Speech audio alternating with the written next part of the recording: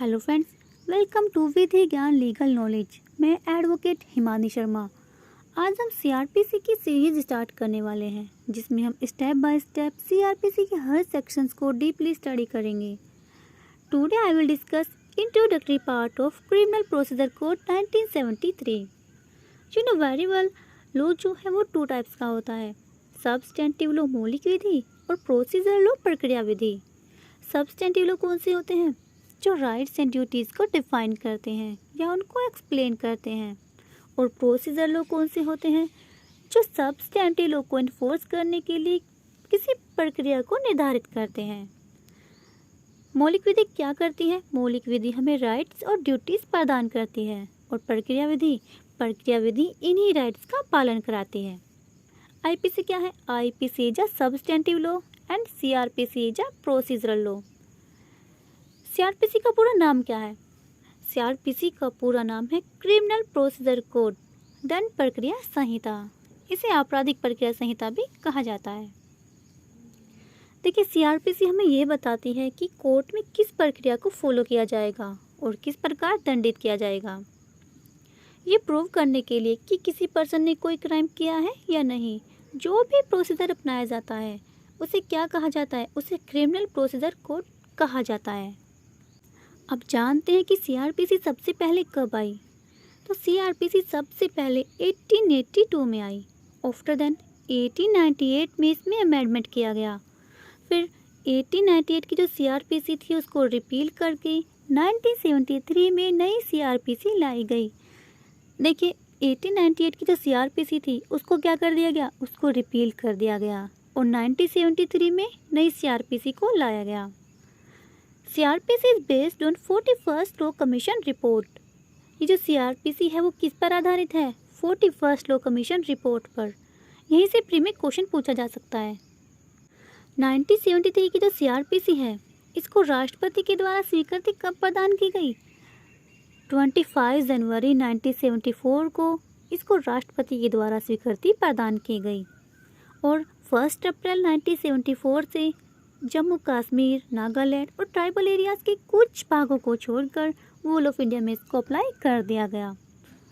हालांकि 31 अक्टूबर 2019 से जम्मू कश्मीर को विशेष राज्य का दर्जा समाप्त कर दिया गया। So now CrPC will also apply to Jammu and Kashmir. CrPC जो है वो जम्मू कश्मीर पर भी अप्लाई होगी। अब जानते हैं what is the object of CrPC. 1973 की जो सीआरपीसी है इसके क्या उद्देश्य हैं? बेसिकली इसके 3 उद्देश्य बताए गए हैं। First, fair trial. ये कहता है कि किसी भी क्राइम का जो ट्रायल होगा वो किस तरीके से होगा? वो according to rule of natural justice होगा। सेकंड क्या है? इन्वेस्टिगेशन एंड ट्रायल में डिले नहीं होना चाहिए। कहा जाता है कि जस्टिस डिले जस्टिस डिनाइड। न्याय में देरी न्याय से वंचित। दैट मीन्स न्याय में इतना विलम्ब भी नहीं होना चाहिए कि वो अन्याय ही लगने लगे। थर्ड ऑब्जेक्ट क्या है इसका? थर्ड ऑब्जेक्ट है कि जो प्रक्रिया है उसको सरल बनाना ताकि सभी को जस्टिस मिल सके। तो इसके तीनों उद्देश्यों को हमने जाना। अब बात करते हैं इस नई संहिता की विशेषताओं के बारे में, जो कि एग्जाम पॉइंट ऑफ व्यू से काफ़ी इम्पोर्टेंट है। Silence future of CrPC. पहली विशेषता क्या है इसकी? Separation of executive from judiciary. कार्यपालिका का न्यायपालिका से पृथक्करण। आर्टिकल 50 ऑफ इंडियन कॉन्स्टिट्यूशन भी एग्जीक्यूटिव को जुडिशरी से अलग होने की बात करता है। दूसरी विशेषता क्या है इसकी? In criminal matters chargesheet with in 60 और 90 डेज कोर्ट में पेश किया जाना। मतलब जो भी क्रिमिनल मैटर्स हैं उनमें जो चार्जशीट है कितने दिन में पेश की जाएगी? या तो 60 दिन में या 90 दिन के अंदर उसको कोर्ट में पेश किया जाएगा। और अगर ऐसा नहीं किया जाता है तो एक्यूज पर्सन को बेल पर छोड़ दिए जाने की व्यवस्था की गई है। तीसरी विशेषता क्या है इसकी? अभियुक्त व्यक्ति को निःशुल्क विधिक सहायता का प्रावधान किया गया है। Article 39A of Indian constitution में भी ये डिफाइन किया गया है कि अगर पीड़ित पक्षकार के पास ऐसे साधन नहीं है कि जिससे वो कोर्ट में अपनी पैरवी कर सके, प्लीडर अपॉइंट कर सके, तो उसे निःशुल्क विधिक सहायता प्रदान की जाएगी। नेक्स्ट, कोई भी व्यक्ति चाहे उसे वारंट के द्वारा गिरफ्तार किया गया हो या विदाउट वारंट, तो उसे गिरफ्तारी के कारणों, जमानत के आधार और निःशुल्क विधिक सहायता के बारे में बताया जाएगा और 24 घंटे से ज़्यादा उसको पुलिस कस्टडी में नहीं रखा जाएगा। नेक्स्ट विशेषता क्या है इसकी? समरी ट्रायल की व्यवस्था की गई है। अब 2 साल के कारावास से दंडनीय जो अपराध होंगे उनका समरी ट्रायल किया जा सकता है। नेक्स्ट, जूरी प्रक्रिया को इसमें समाप्त कर दिया गया है। 7वीं विशेषता क्या है इसकी? साक्ष्यों को समन डाक के द्वारा भेजने की व्यवस्था कर दी गई है।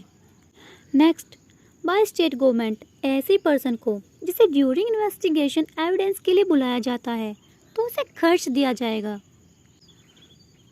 नेक्स्ट, 1973 की जो CRPC है इसमें एग्जीक्यूटिव मजिस्ट्रेट की पावर्स को कम कर दिया गया है। अब इसकी लास्ट विशेषता के बारे में जानते हैं।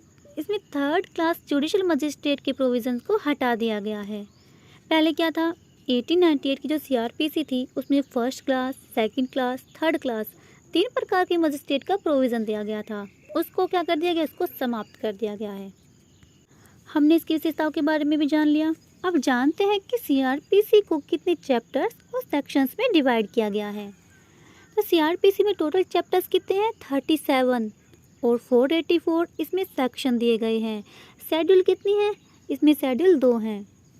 Total chapter 37, total section 484, total schedule 2।